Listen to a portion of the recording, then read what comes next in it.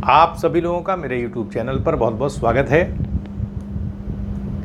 Channel के माध्यम से जो भी वीडियो अपलोड किया जाता है वो जितने भी दर्शक इसको देखते हैं उन्हीं के सहयोग का ये परिणाम होता है। कोई भी कार्य तभी सफल होता है जब समाज का सहयोग रहता है।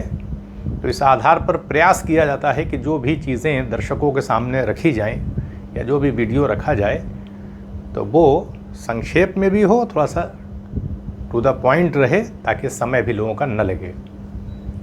तो आज जो विषय चुना गया है वो माया और अविद्या के अंतर पर है कि अंतर क्या है। माया भी शब्द सुनाई पड़ता है शंकराचार्य के दर्शन में, अद्वैतवाद में, और अविद्या की विचारधारा भी दिखाई पड़ती है।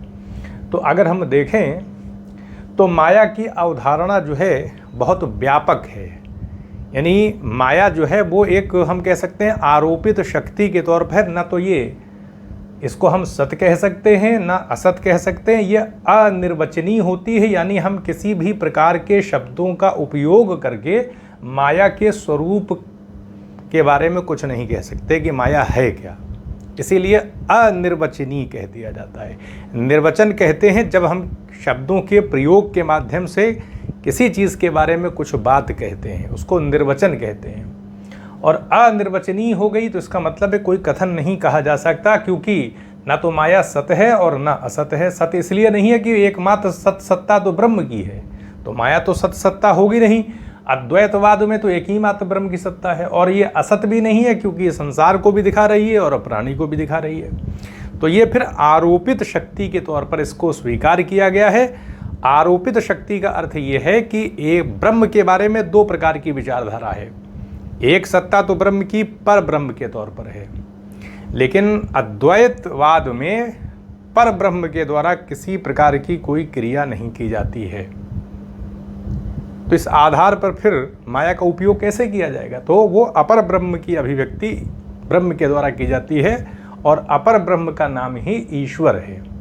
तो ईश्वर की सत्ता अद्वैत वेदांत में व्यवहारिक रूप से है, अभिव्यक्ति के संदर्भ में है बस, कि संसार के निर्माण के लिए ईश्वर को अभिव्यक्त कर दिया जाता है। और जब अभिव्यक्त कर दिया जाता है तो फिर अब ईश्वर के द्वारा इस शक्ति का उपयोग किया जाता है। अच्छा, उपयोग किए जाने का अर्थ ये होता है कि माया की फिर शक्ति है दो, एक है इसकी आवरण शक्ति और दूसरी है विक्षेप शक्ति।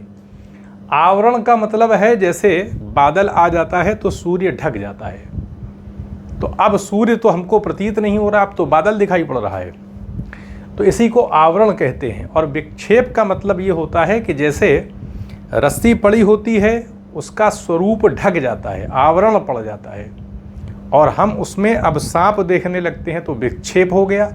वास्तविकता कुछ और है और प्रतीति किसी और चीज़ की हो रही है।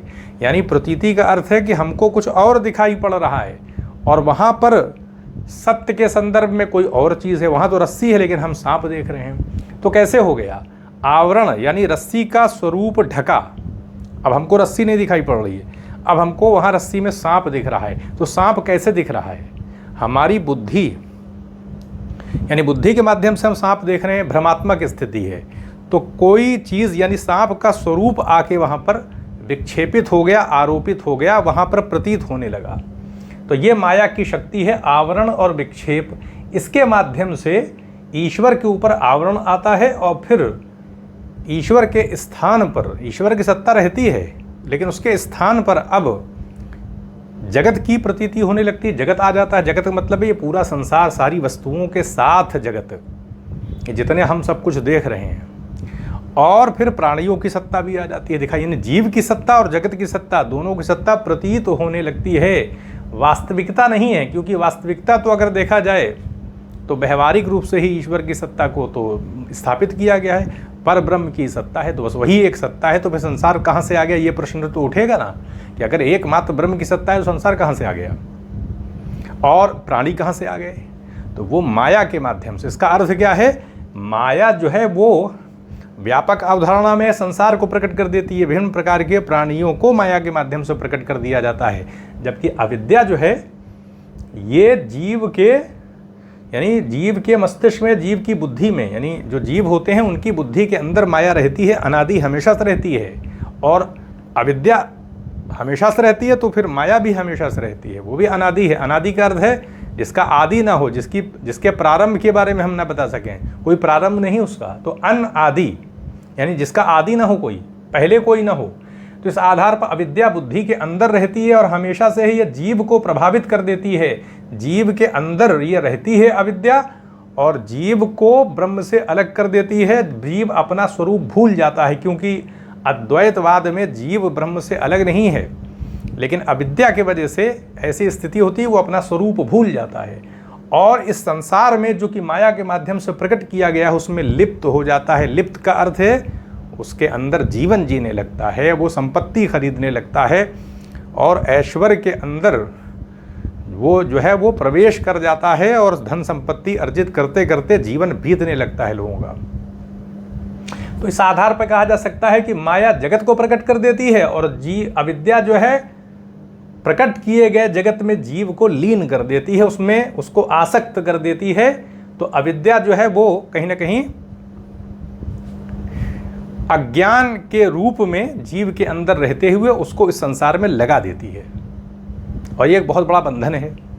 तो इस आधार पर ये व्यक्तिगत हो जाती है अविद्या और बुद्धि में इसका वास रहता है, हमेशा से रहता है।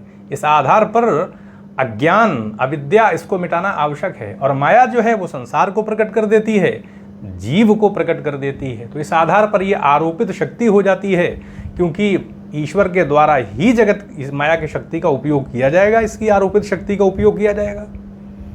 तो माया ईश्वर के स्थान पर जगत को और तरह तरह के प्राणियों को प्रतीत कराने लगती है और अविद्या जो है वो मनुष्य की यानी प्राणियों के बुद्धि में रहती है, इसका वास रहता है और अविद्या ज्ञान के माध्यम से इसी पैदा किए गए जगत में लोग लीन हो जाते हैं, आसक्त हो जाते हैं अपने स्वरूप को, क्योंकि जीव को ब्रह्म से अलग नहीं बताया गया। अयम आत्मा ब्रह्म, अहम ब्रह्मास्मि, ये सब विचारधारा जो है उसको भूल जाता है जीव, इसलिए कि अविद्या उसके ऊपर प्रभाव डाल देती है तो वो भूल जाता है। तो इस आधार पर अविद्या व्यक्तिगत होती है, ये जीव को प्रभावित करती है और माया जगत को प्रकट कर देती है, इसलिए उसको आरोपित शक्ति कहा गया है। ना तो सत्य है ना असत है, अनिर्वचनीय है।